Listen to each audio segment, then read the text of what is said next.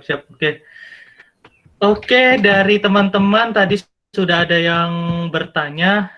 Ada 2 pertanyaan ya. Mungkin dari teman-teman yang lain juga bisa bertanya juga.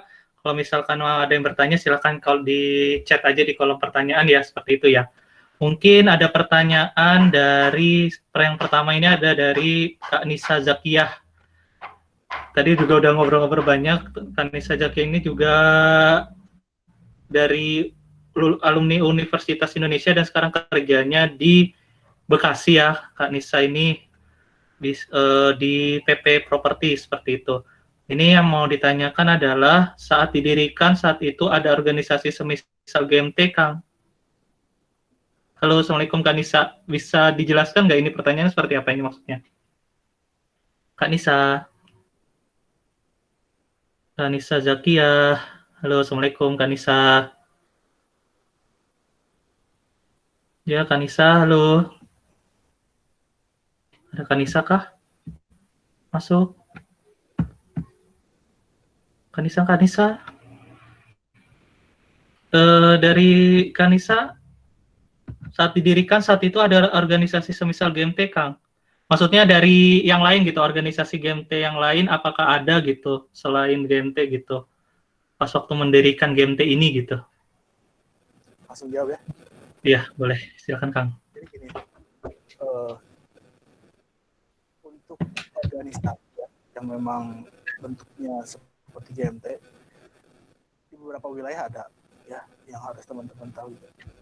Beberapa wilayah ada, termasuk yang tadi saya sampaikan ada di Ciamis ya. Ciamis itu ada GLTC, Gema Leadership Training Center. Dia sangat berfokus pada remaja, kalau dia remaja menuju pemuda lah kayak gitu. Kemudian ada di Garut ada Asgar. Asgar itu apalah artinya gitu. Saya juga lupa. Yeah. Tapi memang Asgar ini lebih kompleks. Kalau tadi GLTC itu lebih ke remaja yang menjelang menjadi pemuda.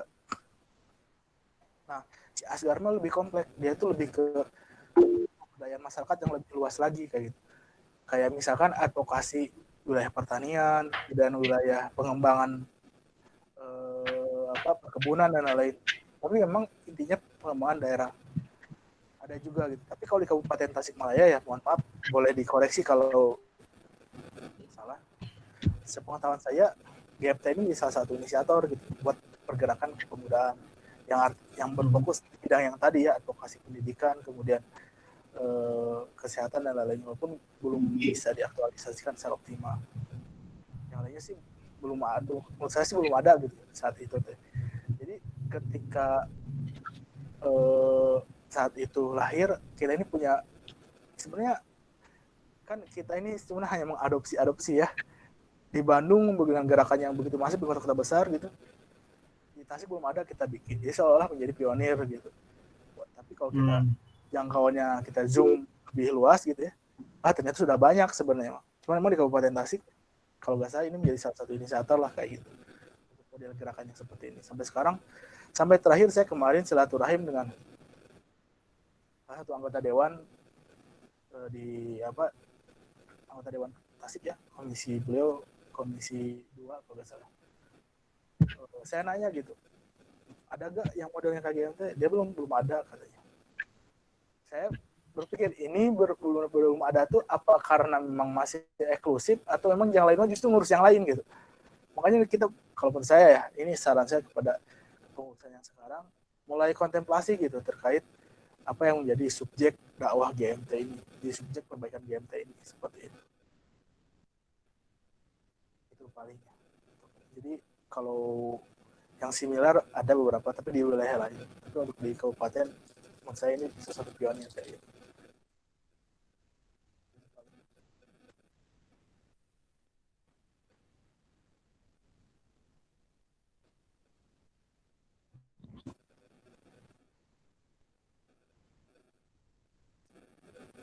Suaranya nggak ada. Oke. Ya, lagi ini. Siap, sudah ya Kang, cukup ya Kang berarti ya. Berarti di sebelum waktu Akang mendirikan itu di Tasikmalaya belum ada ya organisasi kayak seperti GMT itu sendiri gitu ya. Di kabupaten masih. Ya, sip, sip. Yang di kabupatennya. Mungkin kalau yang di kotanya mungkin Kang ada nggak ya seperti itu kalau kota? Kalau di kota, setahu saya ya itu tadi PMT tadi, tapi kan itu juga anak SMA ya fokusnya. Pemuda secara umuman kayaknya Belum. Oke, siap-siap betul ya, siap-siap. Oke, kita lanjut ke pertanyaan selanjutnya ya. Ini pertanyaan yang kedua dari Kak Rio Eka Putra. Izin bertanya, apakah boleh di-share SROI-nya dari investasi pemberdayaan SDM internal GMT dan program yang sudah dijalankan? Seperti itu. SROI-nya, Kang, dari investasi. semacam apa? Oke, boleh. Karyo Eka Putra. Karyo. Kak Rio. Kak Rio bisa dinyalakan suaranya? Kak Rio Eka Putra. Oh, lagi nggak bisa chat katanya. Oke, saya sedang tidak bisa bicara punten. Oh, gitu ya. SROI-nya apa itu? Yang tahu nggak? Ada yang tahu nggak SROI-nya itu? Pengukuran dampak. Pengukuran dampaknya, Kang, dari organisasi GMT-nya itu secara investasinya, kayak gitu. Social Return of Investment. Dampak sosial kayak mungkin ini ya hasilnya atau gimana gitu ya? Apakah hasilnya kayak gitu dari investasi? Dari investasi sumber daya manusia internalnya. Seperti apa ya? Saya agak kurang ini. SROI dan program sudah dijalankan dari investasi pemberdayaan SDM internalnya. Suatu kerangka pengukuran untuk membantu organisasi memahami dan mengelola nilai sosial lingkungan dan ekonomi yang dihasilkannya, sehingga bukan sekedar menghitung nilai, tapi berusaha untuk mengurangi ketimpangan dan degradasi lingkungan, dan meningkatkan kesejahteraan dan dengan memasukkan biaya sosial lingkungan serta biaya dan manfaat ekonominya. Mantap ini.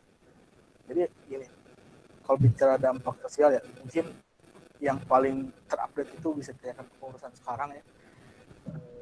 Sudah sejauh apa memberikan apa ya dampak sosial, kontribusi sosial yang memang dihasilkan seperti apa. Tapi saya lihat sekilas sih banyak ya sekarang kayak misalkan eh, apa alumni yang apa sih program yang menghadapi SNMPTN itu banyak yang diterima di buat dirinya kayak gitu. Itu sih yang kemudian pengurusan sekarang ya. Kalau di kepengurusan saya dulu, jujur saya sih tidak terlalu banyak kontribusi untuk hal itu ya, karena tadi lebih kepada konsolidasi internal gitu. Karena memang masih fokus pada pembentukan bentuk organisasi gitu. Adapun satu-satunya program eksternal yang keluar yaitu tadi bedah kampus yang kayak gitu. Cuma memang evaluasinya tidak terukur. Kenapa tidak terukur? Karena kita juga belum menemukan mekanisme pengukurannya yang jelas kayak gitu. Apakah misalkan dari listing seluruh peserta bedah kampus di follow up lagi siapa yang sudah kemana atau gimana. Waktu itu kita baru sebatas kita bikin acara event bedah kampus, silakan silaturahim kampus masing-masing, ke itunya ya apa jonggonya ya apa-apanya gitu. Silakan kalau misalkan minat daftar atau gimana. Nah terus di event terakhirnya tuh ada training motivasi gitu biar memperkuat lah motivasinya. Pembicaranya waktu itu Kang Asep Cahya yang nikah sama Telia pengurus game kayak gitu. Banyak yang nikah gitu kalau mau salah satu motivasinya yang cari jodoh bisa juga di game itu. Kalau gitu ya banyak pengurus yang akhirnya karena gini yang paling konkret itu membandarikan itu dengan cara menikah. Jadi nggak kemana-mana lagi gitu. Ada Kang Uludan dengan TLI kan ada Kang Alo dengan siapa Teh Yais itu mau juga. Mungkin siapa lagi gitu ya. Karena mudah menyatukan visi misinya kayak gitu. Itu ya paling seperti itu terkait apa tadi dampak sosial yang telah diberikan kalau di saya dulu kayak gitu. Belum terukur, belum terdokumentasikan jadi masih ya saya bisa bilang yang sekarang tuh jauh lebih rapi lah jangan yang Betul. Ya. Kalau untuk saat ini sih yang saya tahu sih dari udah hampir 3 tahun ya Kang ya, saya berkecimpung di GMT karena saya juga ikut di rekrutmen, ikut diajak juga sama Kak Faris kayak gitu, Faris Abdurrahman kayak gitu. Jadi ya alhamdulillahnya sih lebih apa ya, dan dampaknya itu jadi masyarakat tahu tentang organisasi kita kayak kemarin misalkan siapa namanya apa kemarin tuh ada Lapak Maca. Kemarin kan Lapak Maca itu kita berada di Manonjaya ya. Itu yang pertama kalinya kita memperkenalkan generasi Madani Tasikmalaya, Tasikmalaya bergerak juga. Terus habis itu Lapak Maca, terus habis itu apa lagi? Di yang Kak San itu yang dari Educare itu talent mapping gitu, talent mapping di Manonjaya juga. Itu kita benar-benar jadinya dampaknya itu lebih luas gitu dengan adanya apa sih istilahnya dengan adanya kegiatan program-program kita, dan alhamdulillahnya kemarin kita juga pernah ini Kang ikut apa membuat acara pelatihan jurnalistik dan lomba cipta puisi kalau misalnya di Departemen Satelit Siar Teknologi Digital itu yang rencananya mau offline ternyata online, dan alhamdulillahnya pesertanya itu bisa bukan hanya di Tasikmalaya saja gitu, tapi di luar Tasikmalaya juga gitu, sampai Bali, Makassar itu pun alhamdulillahnya gitu mengikuti acara kita malahan, dan nggak diprediksi sebelumnya seperti itu. Itu sih dampak yang paling besarnya dari generasi Madani Tasikmalaya, dan alhamdulillahnya gitu nggak hanya di Tasikmalayanya yang berdampak, tapi seluruh daerah di luar kota Tasik gitu dan sampai kabupaten seperti itu sih. Tapi yang masih agak kurangnya itu lebih kepada ini sih, daerah-daerah yang masih belum kita jangkau kayak Karangnunggal itu sih yang belum kita terjangkau, Cipatujah itu belum sampai terjangkau sih. Seperti sih itu Kang. Iya, mungkin seperti itu. Ada pertanyaan lagi Kang, ini dari Kak Nisa Zakiyah. Lagi tadi sempat disinggung kebanyakan anggota berasal dari kami. Kalau tidak salah ya Kang, sejauh mana sih keterlibatan dari kami atau rekanan organisasi lain terhadap suksesi program-program di GMT? Hatur nuhun. Enggak Kang? Siap. Saya sedikit ini benar pertanyaannya, tapi saya klarifikasi ya. Jadi anggota anggota di sini tuh fundingnya gitu ya, karena memang itu lebih tepatnya sih kayak gitu. Nah, terkait suksesi sejauh mana dan lain, kalau zaman periode dulu itu banyak banget gitu ya. Kita bikin acara pemateri pasti dari mereka gitu. Kita bikin event mabit kayak dulu mah apa itikaf di masjid ya di Jawi, itu kita kerjasama dengan komunitas. Kemudian di Muktamar terakhir ketika saya lengser itu pematerinya orang HAM juga gitu. Tapi ya sedikit homogen ya.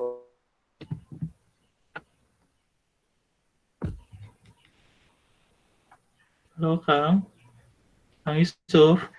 Karena ya Ya putus-putus suaranya Kang. gimana? Sekarang gimana? Jelas ya?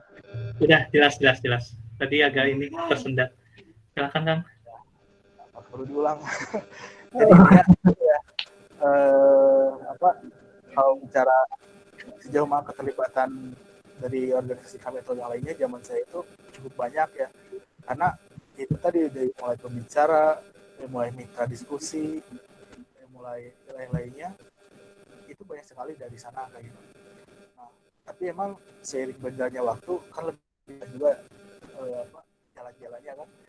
Kemarin saya nanya ke Bang Faris sudah silaturahim kemana aja, ternyata udah banyak kok sekarang berbagai macam organisasi gitu ya, udah sebutin ya, tapi banyak lah, tidak hanya di kami gitu, tapi lebih heterogen gitu, dan itu baik ya, karena kalau tagline Kang Faris itu kan kolaborasi ya, jadi emang ya mungkin karena tagline-nya seperti itu akhirnya turunannya juga kayak gitu. Kalau yang sekarang ya silahkan nanti tanya ke pengurus, tapi kalau kondisi saya saat itu bicara kontribusi mereka ke kita seperti apa ya cukup besar lah kayak gitu, banyak membantu mulai dana, kemudian jaringan, yang penting itu jaringan buat organisasi baru kayak GMT saat itu. Jadi kita kita harus silaturahim kemana gitu.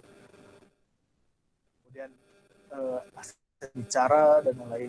Itu untuk materi-materi sebelumnya kayak ada kampus ya, si Kang Asep itu kan dia kaderisasi kami Tasik waktu itu posisinya. Kemudian si Kang Ramdan Sani ketuanya juga ngisi di muktamar kita. Kemudian ya beberapa event juga ya kita masih kerjasama. Bukan karena kudu kami enggak kayak gitu, tapi kebetulan jaringan yang kita miliki saat itu jadi kami kayak gitu. Kalau sekarang banyak kok, lebih banyak lagi ya kok, karena itu sudah ya 8 tahun 7 tahun yang lalu lah pasti berkembang kayak gitu. Kalau kita juga dulu kerjasama sama ketua MUI ya Kang Ahmad Hidayat ya, sekarang juga masih suka kerjasama ya. Terakhir saya pertama terakhir itu di pesantren beliau ya, di Ciparantan, Ciparantan. Wah, mantap tuh. Mantap tuh. Kita juga kerjasama dengan BKM Agung Ciawi kan, sekarang juga masih baik. Yang Madanian itu, dulu kita pakai buat tarik tikap, cara-cara rapat dan lain-lain di sana. Lagi nih. Siap. Tuh, ini banyak nih. Oke. Mana sih lagi? Oh ya, siap. Oke, seperti itu yang tadi sudah dipaparkan ya dari awal itu terkait masalah sejarah GMT seperti apa, Generasi Madani Tasikmalaya, dan apa ya, apa sih GMT itu sebenarnya yang kalian pernah lihat di Instagram, Generasi Madani Tasikmalaya itu seperti apa, dan lalu Impact TV ini adalah salah satu program kerjanya dari GMT seperti itu. Dan mungkin pertanyaan terakhir ini Kang dari saya sendiri, suka duka Akang menjalani atau mendirikan GMT itu seperti apa sih? Ini sedikit melankolis ya. Dalam jadi gini, ketika kita memutuskan, kedengaran nggak suara saya?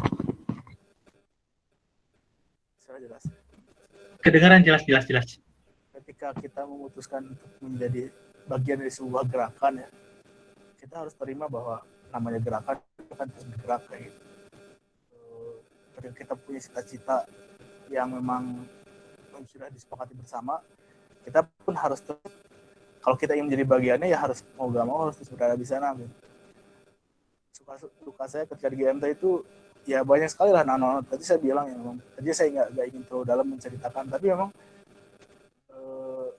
dari mulai masalah ya misalkan masalah dengan sahabat sendiri, masalah dengan tim sendiri, itu banyak sekali gitu. Yang tadinya berada di perjuangan, ada yang mundur, ada yang akhirnya memilih untuk berpisah juga. Saya dulu agak sedikit bukan keras ya, tapi sedikit karena saya pikir untuk memperjuangkan sebuah cita-cita itu perlu sebuah kebulatan hati gitu, harus sedikit mengesampingkan hal yang lainnya gitu. Yang menjadi salah satu inspirasi saya itu adalah Presiden Soekarno dalam upaya mendirikan Indonesia itu. Presiden Soekarno itu kan yang menandatangani eksekusi mati Kartosuwiryo. Kemudian dia juga yang memberantas musuh dari komunis. Kalau teman-teman tahu gitu ya, Kartosuwiryo, Soekarno dan musuh itu dulunya satu pengajian lah kayak gitu, satu mentoring kayak gitu, teman baik gitu. Jadi Kartosuwiryo dengan Soekarno itu kalau di forum dia debat-debatan gitu, tapi pulang tuh boncengan kayak gitu. Nah saya tuh dulu ada kejadian seperti itu juga dengan teman-teman saya tuh. Kalau memang beda pendapat, beda sudah mulai beda ideologinya misalkan ya. Karena gini, GMT ini dari awal juga didirikan sebagai organisasi dakwah ya, seperti itu.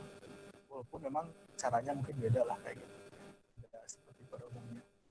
Kalau memang sudah ada yang mulai mencoba mengalihkan gitu ya, mau gak mau akhirnya kita berfriksi kayak gitu. Kita berseberangan. Kadang saya yang kalah gitu ya, kadang yang kalah gitu, kadang kita semua kalah. Tapi intinya adalah memang untuk memperjuangkan sesuatu itu harus ada pengorbanan, dan ya jangan mudah baper lah gitu di GMT. Di semua organisasi juga kayak gitu. Perjuangan ini nggak akan bisa diraih kalau hanya mengandalkan energi yang biasa-biasa aja gitu. Harus dengan ya dulu mah mendirikan GMT itu benar-benar sendukun aja bunda gitu. Bikin event itu ya duit sendiri gitu. Makanya saya ingat gitu. Ini mungkin nggak tahu ya, jangan ditiru gitu ya. Di muktamar terakhir itu kan kebanyakan kita bikin event tuh pakai duit sendiri. HI sebagai presidium sidang nanya, kok nggak ada laporan keuangan gitu kan? Ya kita bingung ya, masa uang kita dilaporin sendiri gitu ya? Ya itulah kayak gitu, ada lucunya juga kayak gitu. Sampai beberapa hari setelah sidang tuh THI masih, kan ini buat pelengkapan kepengurusan berikutnya saya ingin minta data keuangan. Jadi saya masih bingung sih, uang juga uang pribadi kayak gitu. Ya itulah kayak gitu, suka duka nama gitu. Tapi yang jelas kalau teman-teman yang mau punya niat untuk berkontribusi lebih kepada daerah asal teman-teman, insya Allah GMT ini bisa menjadi salah satu sarananya kayak gitu. Amin. Siap, amin. Insyaallah, amin. Oke, ini karena mungkin waktunya bentar lagi mau habis dan bentar lagi kita mau persiapan untuk sholat duhur dan istirahat. Mungkin kita akan lanjut ya tentang ke GMT-annya ini. Di materi selanjutnya nanti kalian akan tahu banyak juga tentang terkait GMT yang sekarang ini adalah GMT, materi BMT tentang pertama kali GMT itu berdiri. Nanti keduanya dari materi selanjutnya kalian yang bakalan penasaran banget seputar GMT itu seperti apa. Yang tadi SROI mungkin belum terjawab sepenuhnya, nanti bisa tahu tentang, atau misalkan nanti kalian akan bakal tahu lebih lengkapnya di materi selanjutnya yang sedikit bocoran oleh salah satu ketua umum dari GMT yang tahun ini yang sudah berjalan, yakni Kang Faris, seperti itu. Nah, nanti akan dibahas secara kupas tuntasnya mengenai GMT itu seperti apa sih dan bagaimana leadership atau kepemimpinannya Kang Faris pada masa kepengurusan sekarang itu bagaimana, dan perjuangannya Kang Faris dan juga teman-temannya juga di saat ini untuk menjalankan kepengurusan GMT sampai saat ini sudah berjalan kurang lebih 7 tahun ya, seperti itu, sudah berjalan seperti itu. Dan mungkin ada yang disampaikan Kang Yusuf untuk kata terakhirnya mungkin untuk materi kali ini, silahkan. Jadi organisasi ini 2 bulan lagi ya, 27 Oktober itu genap 8 tahun kayak gitu. Ini kalau dilihat dari segi usia manusia memang baru mungkin 8 tahun tuh kelas berapa gitu. Baru kelas 3, 4 SD lah kayak gitu. Memang kita masih belajar gitu ya. Umumnya belajar gitu. Tapi bukan berarti untuk berleha-leha. Ada fase di mana misalkan nih teman-teman terutama yang masih jomblo gitu ya, itu energinya masih banyak kayak gitu, banyak banget. Ini berbeda dengan kondisi saya pribadi atau teman-teman yang lain yang memang sudah menikah, itu sudah mulai terbagi-bagi gitu. Ada masanya nanti kita satu ritme lagi lah gitu ya. Kemudian saya juga insya Allah siap bantu. Memang 2 tahun ke belakang agak sibuk gitu, karena ya dengan berbagai pekerjaan yang lain. Saya juga siap kalau misalkan kita akan melakukan saya bisa kayak gitu. Kita sama-sama berjuang karena memang daerah kita itu daerah Tasik Malaya gitu, harus benar-benar inilah terus diperjuangkan. Kalau kita lagi siap. Oke, Kang Yusuf, terima kasih Kang Yusuf atas materi pada kali ini. Semoga bermanfaat ilmu yang sudah diberikan oleh antum kepada kita semuanya, dan semoga sukses di aktivitas-aktivitas Kang Yusuf selanjutnya, dan cita-cita Kang Yusuf semoga tercapai seperti itu. Terima kasih Kang Yusuf.